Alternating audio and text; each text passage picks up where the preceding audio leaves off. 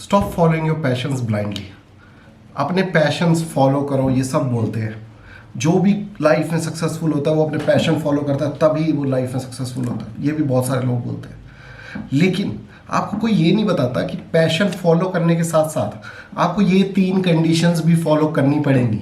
ये 3 कंडीशंस भी आपके साथ लागू होनी चाहिए अगर आप वो पैशन में सक्सेसफुल होने वाले हो। नहीं तो आप उस पैशन में कभी भी सक्सेसफुल नहीं होगे।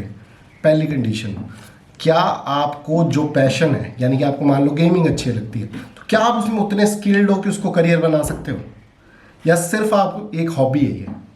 दूसरा, क्या आपका जो पैशन है वो रेवेन्यू जनरेशन पॉसिबल है उसमें, क्या मनी है उसमें, पैसा आएगा तो कैसे आएगा। आप एनालिसिस करो, मान लो आप पेंटिंग करते हो तो पेंटिंग वो कहाँ बिकेगी, क्या आपके अंदर वो पेंटिंग बेचने की स्किल है।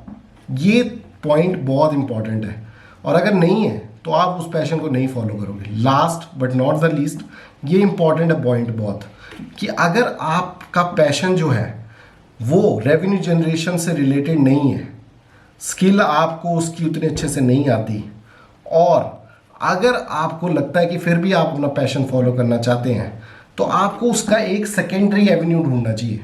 जैसे कि किसी को मान लीजिए साइकोलॉजी पसंद है, लेकिन वो अब पीएचडी नहीं करना चाहता साइकोलॉजी में, उसको मालूम है वो इतना नहीं पढ़ पाएगा, लेकिन उसको साइकोलॉजी एज अ सब्जेक्ट उसको पसंद है, तो वो क्या कर सकता है, वो उसकी एक सेकेंडरी फील्ड चूज कर सकता है जिसमें कि उसको उतना ही मज़ा आएगा शायद। जैसे कि marketing analysis, market analysis through the perspective of a customer, same चीज़ हो गई। साइकोलॉजी समझ रही है मार्केट की, तो वो भी एक सेकेंडरी फील्ड ढूंढ लिया आपने। तो अगर ऐसा कर पा रहे हो आप अपने पैशंस के साथ, तभी पैशन फॉलो करो, नहीं तो पैशन फॉलो करने का कोई फ़ायदा नहीं है। और ऐसे वीडियो के लिए सब्सक्राइब करो, फॉलो करो गाइडोपिया को। और अगर आपको अभी भी समझ नहीं आ रहा कि आपको क्या करना है लाइफ में, तो करियर टेस्ट दो गाइडोपिया.com पे।